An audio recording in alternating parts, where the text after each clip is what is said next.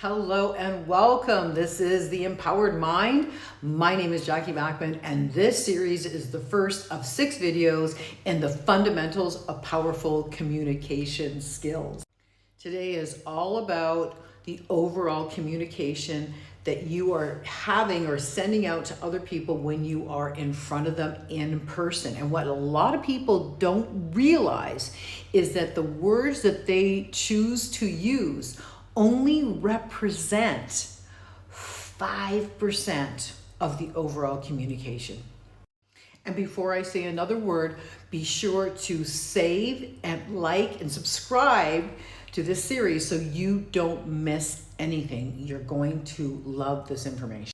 Okay, so words only represent about 5% of your overall communication. And I find that really fascinating because a lot of times when people come to me, whether in the programs or that I do or the mentorship that they have, they're always so concerned, about what they're going to say.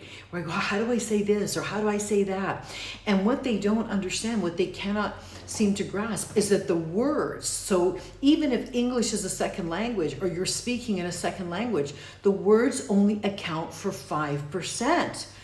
Let me tell you what accounts for the rest.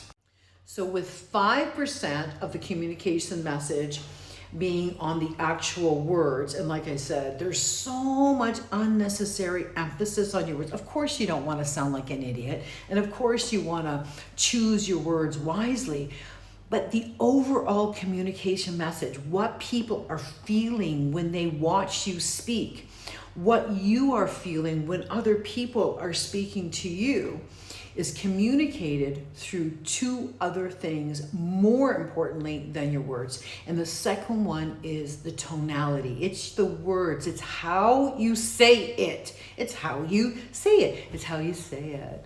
It's how you say it.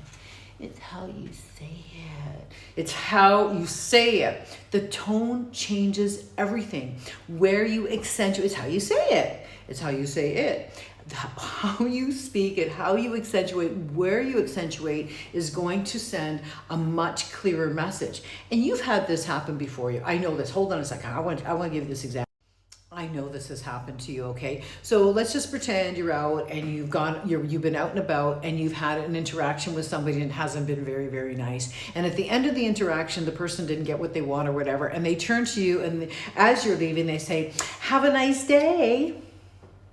And you know that they are not actually wishing you a nice day. And this is the importance of paying attention to the tone that people are using when they're speaking with you. Because even though they might be saying certain words, through their tone, they're going to actually tell you what they're really feeling. And in that example where the person is like, "Have a nice day," you can hear that they don't mean that. That is a passive aggressive message. So they're being gentle on the outside, but their hostility is still coming through.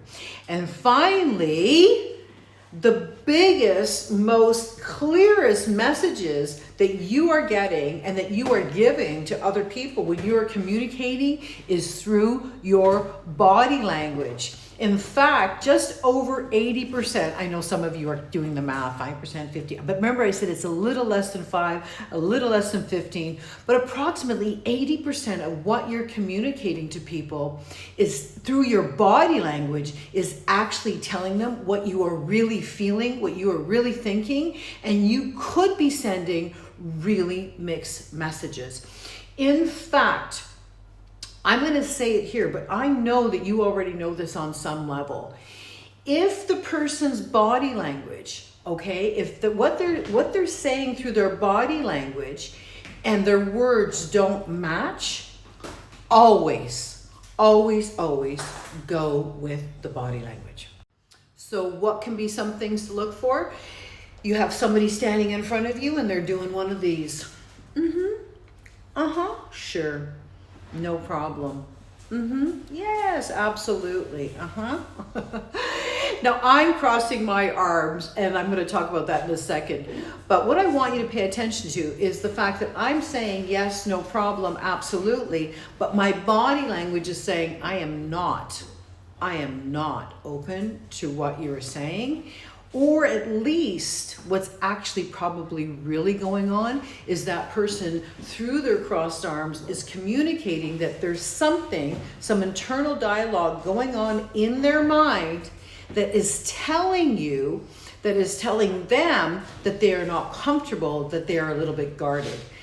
Please, whatever you do, do not automatically assume because somebody has their arms crossed that they are blocking the message to you or they're blocking you. They could be, as I said, having an internal dialogue in their own mind where you're giving them a new piece of information or something that they have not assimilated yet, that they have not quite accepted. This video, I'm not going to start getting into all kind of the psychoanalytical stuff that we like to do. None of us are, or maybe you are, trained psychologists.